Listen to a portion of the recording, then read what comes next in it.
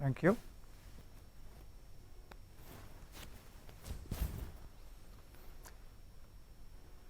Hello and welcome to the third department level degree and award distribution program D3P for the Department of Chemical Engineering at IIT Madras. Today on the 4th of December 2021. A special welcome to our chief guest Dr. Vikram Rao, an alumnus of IIT Madras, and to all our students, parents, alumni, faculty and staff joining us online for the second consecutive year. I will now present a brief report on key developments in the department over the past 1 year. I have taken over the responsibility as the head of department as of November 8, 2021 from Professor Nagarajan. I thank him and all the previous heads of department for guiding the department to the preeminent position that it finds itself today. The Chemical Engineering Department at IIT Madras has always been regarded highly and consistently finds itself ranked among the top globally. We duly acknowledge the indelible contribution of our present and past faculty and staff towards our current professional stature. In the last 1 year, a new faculty member, Professor Swapna Singh Rabha, joined our department, and Professor Nitin Muralidharan will be joining us soon. We also welcome Professor Jitendra Sangwai, who joined us through a lateral transfer from the Department of Ocean Engineering. Our former director, Professor M.S. Anant, completed his term as Emeritus Research Fellow on August 31, 2021, and we were truly privileged to have had him with us in that capacity. Shri K. Tirunavakarasu, Senior Technical Staff, retired in February 2021. Shri J. Sridhar, Senior Administrative Staff, retired in May 2021. We are happy that Shri M. Balakrishnan has rejoined our office staff after briefly serving elsewhere. Shri Tilakar Gandhi has moved out of the department in September after serving us as stores in charge for more than 2 years, and in his place Shri C. Balakrishnan has joined us. In today's program, a total of 133 students will receive their degrees. These include 16 Ph.D. scholars, 4 MS scholars, 25 M.Tech students, 25 dual degree students and 63 B.Tech students. Our hearty congratulations and best wishes to all of them. The research ecosystem in the department continues to flourish robustly with increasing number of postdoctoral fellows, Ph.D. and MS scholars. With 163 Ph.D.s, 37 MS students, 20 postdocs and project research staff, the average research group of faculty is nearly 7. Research in our department is consistently of high caliber and impact with new ideas and new facilities. A scanning electrochemical microscope and a high vacuum mid and far infrared spectroscope with ATR setup have been added as part of Professor Arvind Kumar Chandran's project on post-mortem analysis of batteries, sponsored by Mahindra. Professor Chandran was also a part of a team of IIT Madras researchers who designed white light emitters for high efficiency LED applications and won an SERB Technology Translation Award. Professor Jitendra Sangwai and Professor Rajneesh Kumar, both of them working in the area of gas hydrates, have developed a process of methane recovery with marine gas hydrates in collaboration with the Gas Authority India Limited and the Ministry of Petroleum and Natural Gas. They are now targeting a field trial of this process in the Krishna Godavari basin. Professor Rajgopalan Srinivasan and his team of researchers have recently procured a 120 kHz mobile eye tracker for conducting human factor studies for process safety applications, as well as usability studies for advanced process control applications. Professor Raj Srinivasan has also led a team of researchers who have developed a method to determine whether a worker has the mental capacity to handle a crisis in a factory or other high stress jobs by measuring their brain waves using electroencephalogram or EEG. Professor T. Ranganathan and Professor Pushpavanam were part of an Indo-UK research team that developed a portable paper-based sensor to detect antibiotics and antimicrobials such as ciprofloxacin, amoxicillin and triclosan and heavy metals in water. The team came up with a novel method for the fabrication of paper-based devices using a commercial laser printer. Professor Srinivas Jayanti and his Ph.D. scholar Dr. G. Ravindra have built a redox flow battery with a power rating of 2.5 kilowatts and have developed an operating protocol and design criteria for a 10 kilowatt device. This is an attractive alternative to conventional lithium ion and lead acid batteries for industrial usage. Professor Rajneesh Kumar was part of a team of Indian researchers who found out that certain surfactant molecules can increase the efficiency of methane uptake significantly in the formation of methane hydrates. An artificial intelligence and data science power tool, Superstats, co-developed by IIT Madras and ESPN Cricinfo, is enhancing the experience of IPL matches for its fans by providing a context to every event in a game and also providing insights into factors such as luck. Professor Raghu Rangasamy played a key role in this innovation. Professor Preeti Agalyam and Dr. Karthik Vaidyanathan have refined experiential learning by bringing play into the classroom and introducing online games to reinforce learning concepts. We continue to attract excellent undergraduate students into our B.Tech and dual degree programs, and currently around 20% of the class strength are female students. Graduating students continue to pursue a wide variety of career options ranging from startups to core industry positions, from financial tech to manufacturing analytics. Postgraduate study options include graduate schools in India and abroad and top management schools. The career paths taken by our Ph.D. graduates include industry postdoctoral fellowships and academic positions across the country. Our faculty members maintain a high and sustained level of technical output. An average of 4.5 journal papers have been published per faculty per year over the past 5 years from 2016 to 2020, with about 80% of publications in top 25 journals in the field. Most of our publications have received multiple citations from across the globe. Our industry relations and international collaborations are perhaps the strongest in recent times.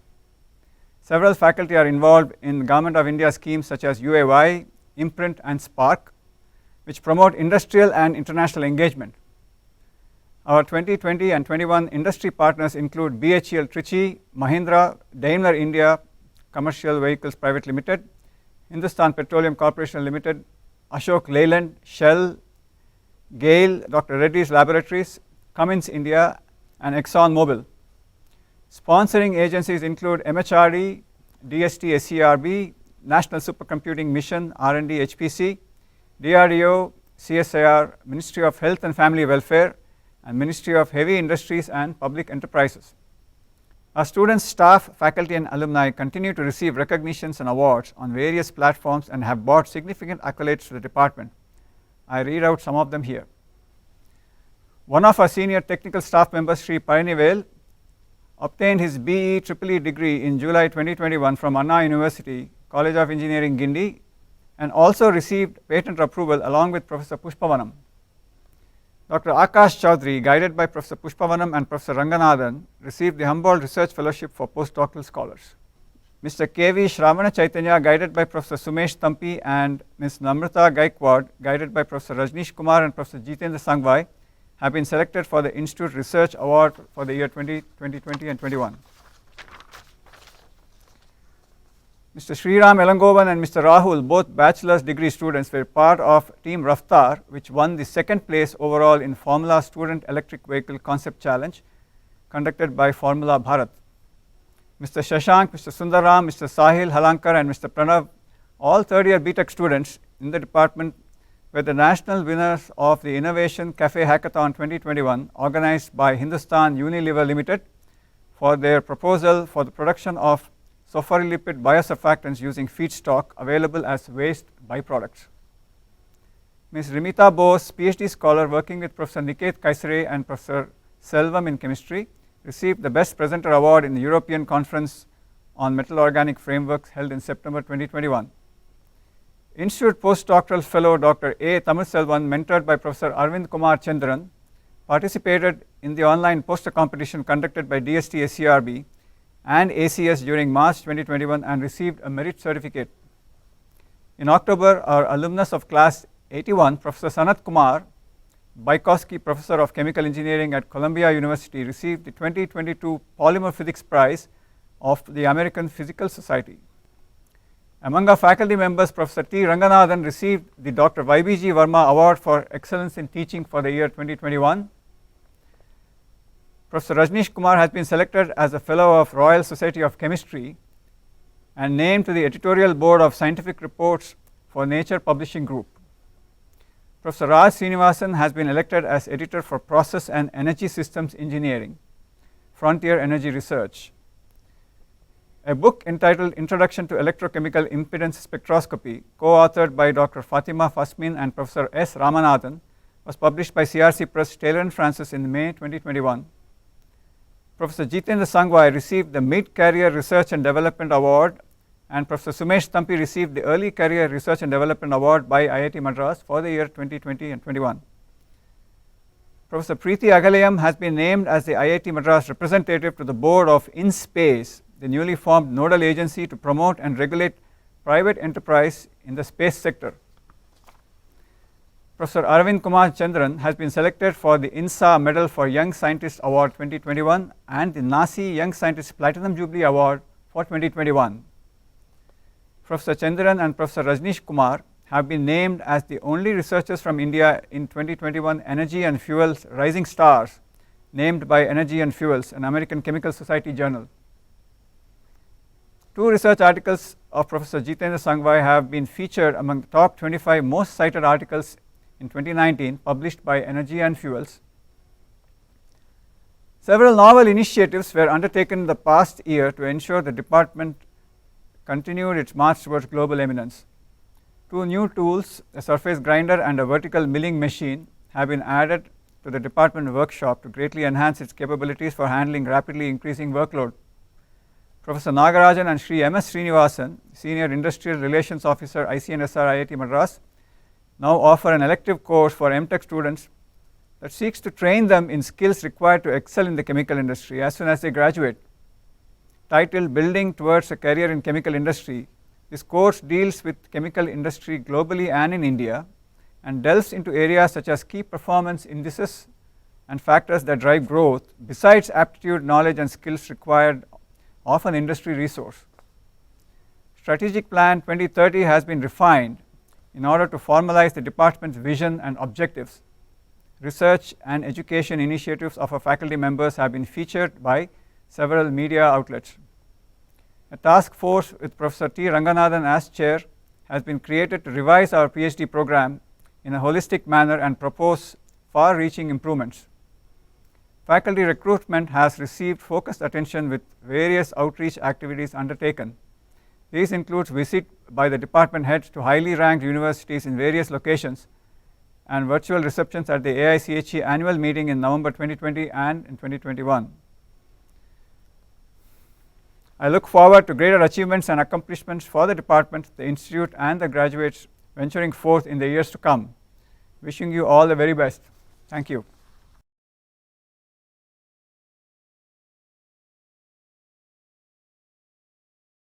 Thank you, Dr. Vikram Rao, for accepting our invitation to be the chief guest at this year's department convocation. Dr. Vikram Rao is Executive Director, Research Triangle Energy Consortium, a non-profit in energy founded by Duke University, North Carolina State University, RTI International, and the University of North Carolina at Chapel Hill. Its mission is to illuminate national energy priorities and those of the world by extension, and to catalyze research to address these priorities. Dr. Rao advises the non-profit RTI International and the firms BioLargo Incorporated, Biota Technology Incorporated, Alchemy Sciences Incorporated, Cybele Microbiome Incorporated, Sage Geosystems, and Fervo Energy Incorporated. He serves as an expert witness in intellectual property litigation. Dr. Rao retired as Senior Vice President and Chief Technology Officer of Halliburton Company in 2008 and followed his wife to Chapel Hill, North Carolina, where she is now Emeritus Professor in the UNC Medical School. Later that year, he took his current position. He is also past chairman of the North Carolina Mining and Energy Commission. Dr. Rao's book Shale Gas, The Promise and the Peril was released in 2012 by RTI Press and can be found at www.rti.org/shalegasbook. It is written for a general audience and is intended to inform the heated debate on fracturing for shale gas. The revised edition with 6 new chapters and extensive revision was released on August 8, 2015 and can be found at www.rti.org/shale oil and gas. His book with Dr. Rob Knight, Sustainable Shale Oil and Gas, Analytical Chemistry, Geochemistry and Biochemistry Methods, was released by Elsevier Press in October 2016. His latest book with Dr. William Visuet, Particulates Matter, was released in December 2020 by Elsevier Press. It discusses the formation of airborne particulate matter, impact on human health, and engineered interventions and enabling policy to ameliorate the effects. Dr. Rao holds a bachelor's degree in engineering from the Indian Institute of Technology, Madras, along with a master's degree and doctorate in material science and engineering from Stanford University. He is the author of more than 40 publications and has been awarded 42 US patents and foreign analogs. I request Dr. Vikram Rao to address the graduates.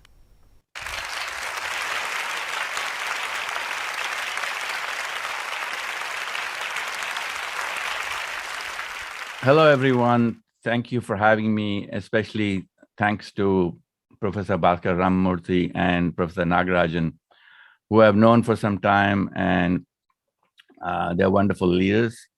And so thanks again for having me. I'm going to begin this by telling you that you are graduating at a critical time in history. So what makes it critical is that this is a time the world is facing an existential crisis. And you all know what that is. It's climate change. Evidence for this is replete. We've seen extreme weather events that we didn't used to see in all manners of things, including cyclones and wildfires and droughts and so forth. In fact, I'll give you an anecdote on wildfires to give you an impression of that it's unusual. In California, somewhere around 6 of the 10 largest wildfires ever were in 2020. So if you absorb that and say, if you go back in time and say that the worst fires happened in 1 year, or many of the worst fires, then it sort of gives you at least some evidence to say that something is happening. And there's a lot of scholarly evidence to say that that is climate change that's causing that. So climate change can be addressed by decarbonization. And decarbonization has many facets. The main one is the shift from fossil fuel to renewable energy. Now, renewables, especially the ones that India has seen in a significant quantity, are solar and wind, particularly solar, because India is blessed with high photon intensity in many parts of the country in fact, for much of the year. In fact, but the much of the year part is where the sort of the negative part comes in, which is to say that the sun is pleased not to shine at night and wind does not blow all the time. And so you have ups and downs. So for example, give you an example, Germany has about 40% of their electricity from renewables. And on a given day, it can be as low as 15% or as much as 70%. So you see that sort of variability is what you're stuck with the principal renewables as we have them today, which is solar and wind. So it's a requirement that we have a backup. And it's really more than a backup. It is to fill the slots that the renewable energy is not capable of doing. We can do it in a couple of different ways. One is storage, and the storage mechanism that's the most advanced right now is electrochemical storage, basically batteries. Others are being worked on right now, such as compressed air. And some others have been used for quite a while, such as pumped hydro, which is where you use electricity, the spare electricity to pump water up and then produce it when it goes back down. Today, the majority of the solar and wind backup is with natural gas.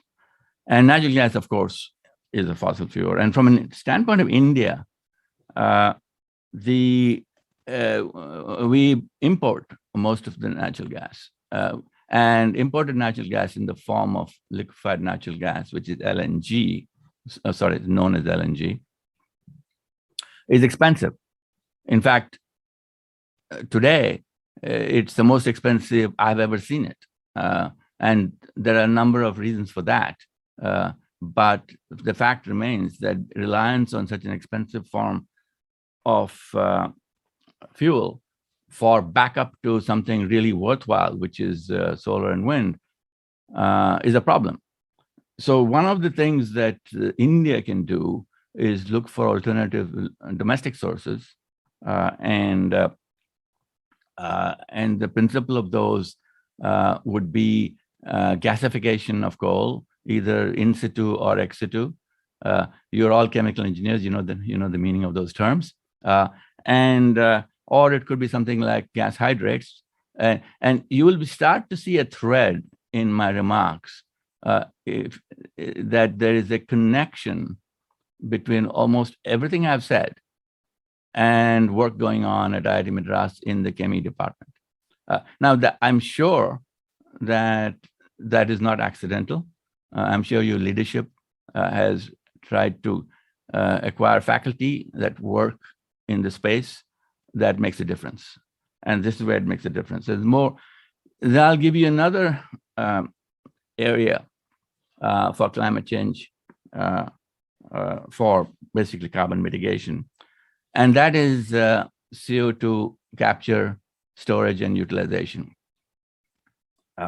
Now, the three principal industries that spew out CO2 are, and you may be surprised that it's more than just transportation. It is power generation, of course, but also steel and cement. And these last two have not had as much attention paid to them as they deserve.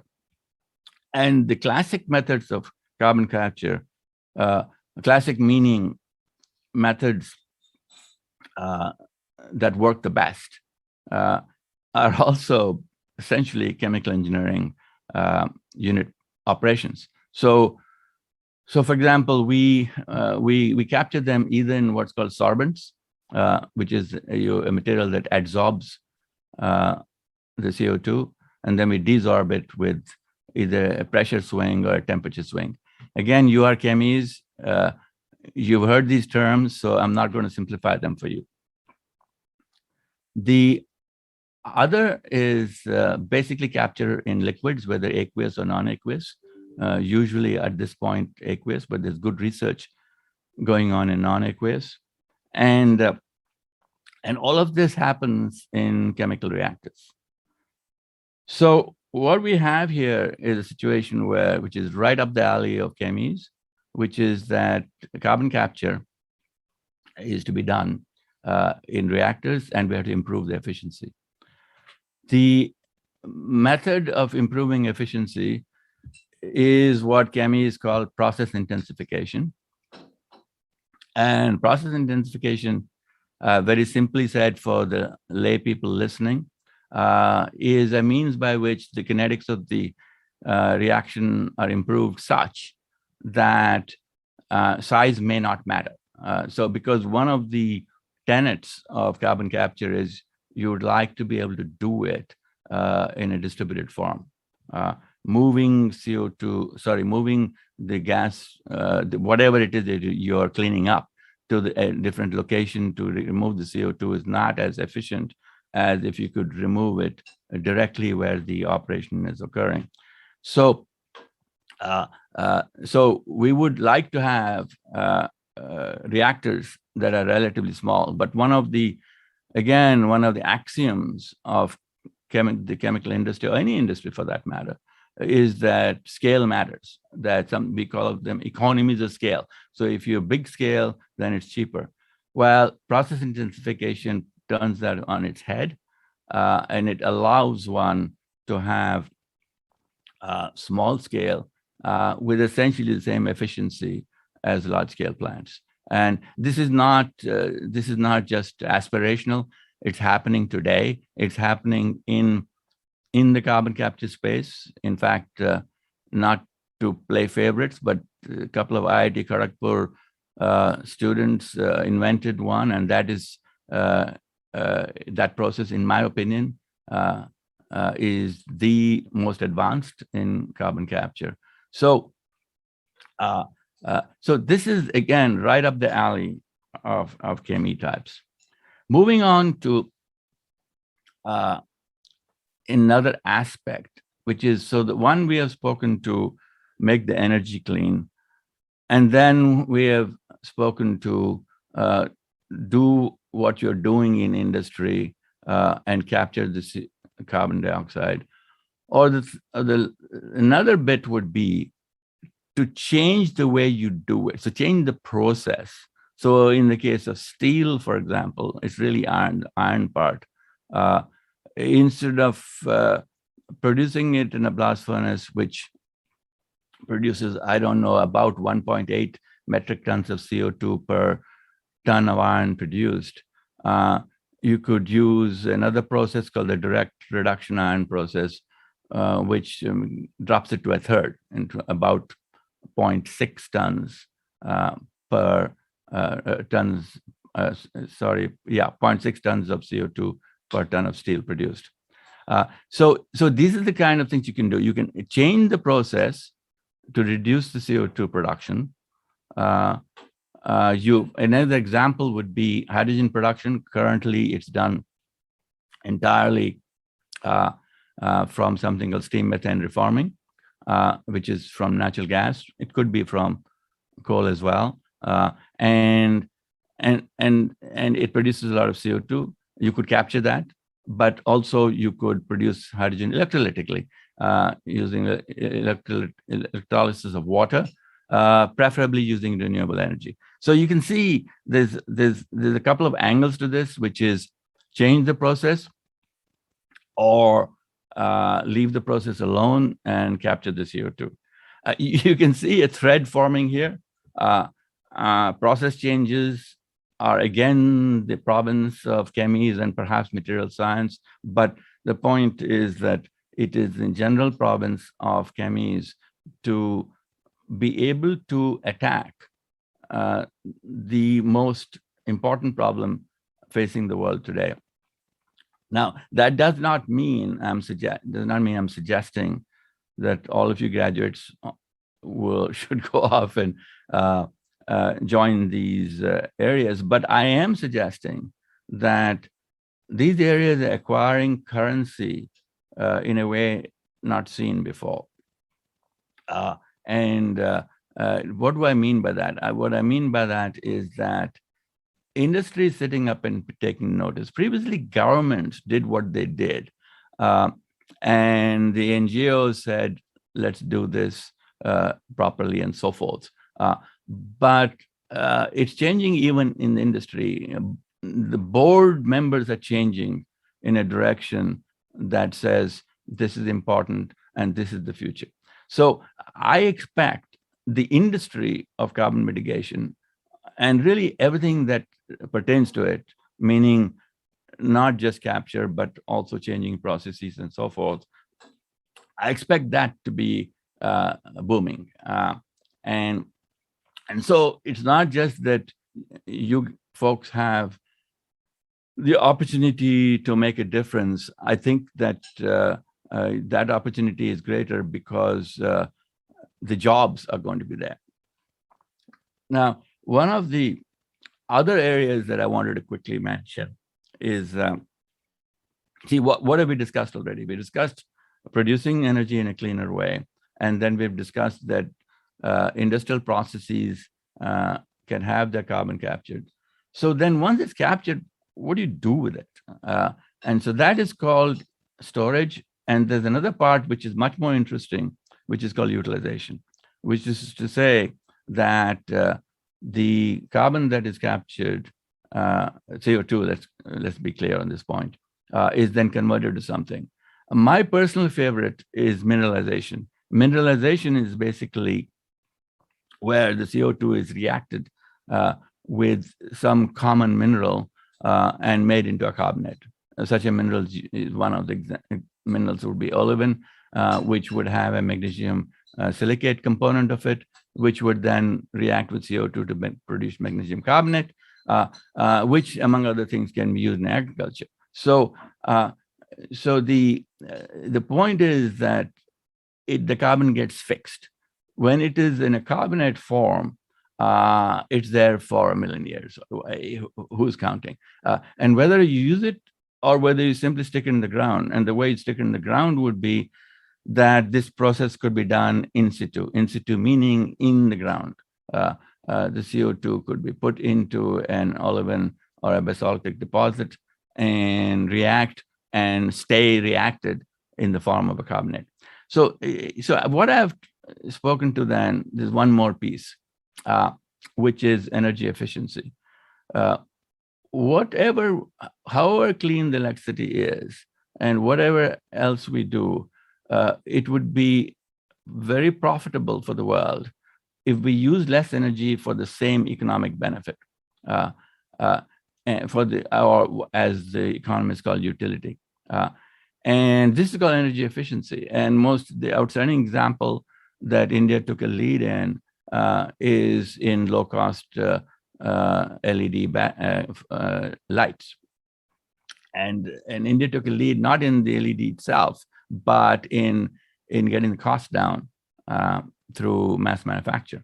That is the direction that eventually process intensification methods will take us, because these small-scale plants can probably be mass-produced. But staying on the energy efficiency front, another one is electric vehicles. And while a lot of folks think of electric vehicles as being zero tailpipe emissions, which is true, the real allure of electric vehicles is that they are about 65% more efficient mine to wheel in a life cycle analysis than petrol engines. So that is the reason for electric vehicles largely, because in a sense, it doesn't matter where the electricity comes from, because you use a lot less energy per kilometer run. I'm going to then finish with a couple of thoughts. I think that you already got the thread that chemies are uniquely positioned to address all these points. You will have noticed that almost everything I have said is addressed by some of your faculty. If I missed one, I don't know, because I didn't make a cross-check. But the point is, your training gets you there. Whether your faculty themselves are doing research in that space is good, but your training will get you there, whether you are a B.Tech person or a Ph.D. So I am suggesting that you have a great future in addressing climate change, but I'm also suggesting that this wonderful institution, of which I was pleased to have been a graduate from, and which has profited me immensely in my career, you are very well positioned to tackle any problem. But all I'm saying is that were you to be fortunate enough to tackle problems in the area of carbon mitigation, the world would be better served. Thank you. Thank you, Dr. Vikram Rao, for the enlightening and thoughtful address. I am confident that many of our graduates are equipped and oriented towards working for solutions of these challenges. Now we come to the prize distribution for Chemical Engineering Department for the year 2021. I read out the list of prize winners for Chemical Engineering for this year. Sona Cheryl Anthony, Reliance Heat Transfer Private Limited Prize to the B.Tech student with the best academic record in chemical engineering. S. Ranganathan, B. Ravichandran Memorial Prize to the dual degree B.Tech plus M.Tech student with the best academic record in chemical engineering. Amar Krishna Gopinath, Dr. K. Subbaraju Memorial Prize to the M.Tech student with the best academic record in chemical engineering. S. Ranganathan, Professor C.A. Shastri Endowment Prize to the B.Tech dual degree student with the best overall performance in curricular and co-curricular activities in chemical engineering. Kiran Prabhu, Srimati D.L. Saraswati Memorial Prize to the MS Scholar with the best project in the area of environmental engineering and reaction engineering. Bharat Venkateshwaran, Institute Merit Prize to the student with the best academic record in interdisciplinary dual degree program in computational engineering. Harish Kumar K.S., Shri S.V. Balakrishnan Prize to the M.Tech student with the best academic record in Catalysis technology. Harish Kumar K.S., Michael Bosch Prize to the M.Tech student who has done the best project in environmental pollution control and energy conservation, environmental pollution control and techniques. After the awards, we now come to the presentation of degrees. Doctor of Philosophy, J.V. Jayaramakrishna, Yogendra Kumar, Naveen V, Rajesh Pachimatla, Bharati Ganeshan R, Ahana P. Dual degree Ph.D, MS and Ph.D, M.Tech and Ph.D, Kinal Krishna Vadirajacharya, Ankita Therese George, Jacob John, Tusindran S.R,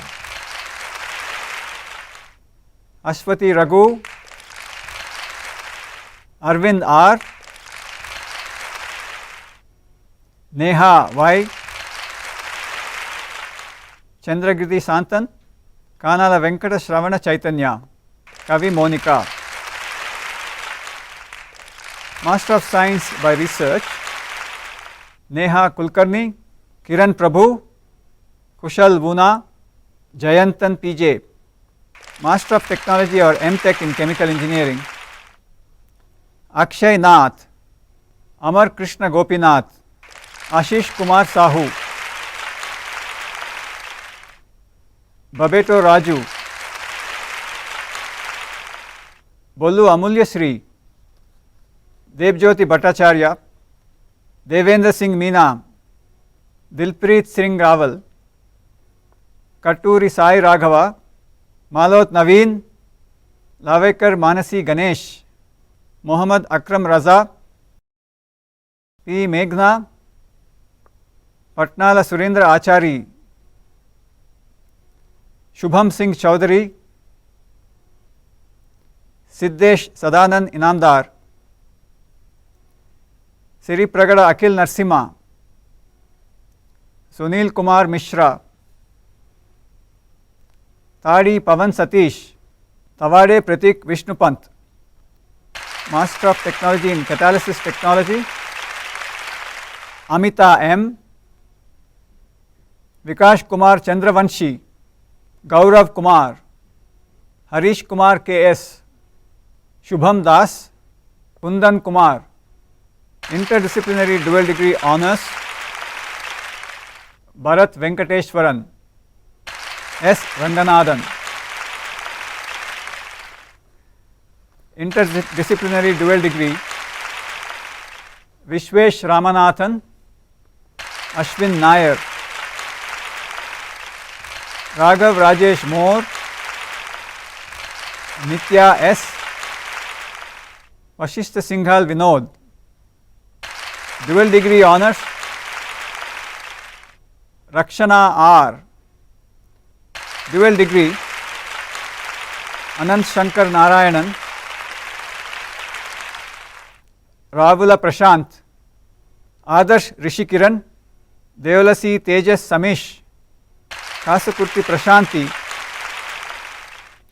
Narasa Sai Krishna, A. Siddharth, Chakane Mangesh Rajendra, Mohammad Faisal, Navneet Suresh, Nazare Sri Krishna Chandrasekhar, Supashva Jain, Ujjwal Papneja, Uppada Sumant Raj, Utkash Srivastav, Yamala Suryavalli Sahiti. Bachelor of Technology honors, May Shiva V, M.A. Krishna Satya. Bachelor of Technology B.Tech, M. Naveen Kumar, Munjuluru Hemant Kumar, Banoth Nagesh, Gandham Amulya, R.K. Anish, Asha Ramanujam, Chukkala Khyati Mishra, Dumpalagadda Samyukta, Mahir Muhammad Ali, Nanduni Vasuki Garimella, Kharat Nikhil Navnath, Ashwat Hari, Karka Vamshi, Pranav Kamesh, Priyansh Kalawat, Ranu Roy Kavanal, S. Navneet, Sani Ritika Prasad, Shivanath M, Suraj Jaishankar, Saurabh Thakur, Vanshika Kumar, Yoga Pranash P, Patel Shubh Pankaj Kumar, Rahul Humayun, Shaunak Bhattacharya, Chaudwada Shravani, Neeraj Guhan, Aryan Sharma, Abdul Ahad, Abhiram Tarimala, Abranil Chakrabarti, Vadapalli Akhil, Amog Dadich, Banoth Sunil Kumar, Banoth Mahinder, Bukya Vijay Kumar, Chirla Sushant, Dayalvar Pragna, Divika Sanjay Agarwal, Fawaz M, Golamudi Venkata Sai Sanjay, Govind V.B, Harikrishnan Panir Selvam, Jatot Suresh Kumar, Jaswin Tom Joseph, Kampara Kusumita, Komu Suma, Korubilli Pavan Kalyan, Mehak Bhandari, Mohammad Yasin, Nivedita Natraj, Kamble Pratitya Pramod, Praveen M, Rahul Singla, Sona Cheryl Anthony, Tansif AP, Vinny Rattu, Shri Charan Sundar, Rohan Parag Kulkarni and Sitepalli Lakshmi Amruta.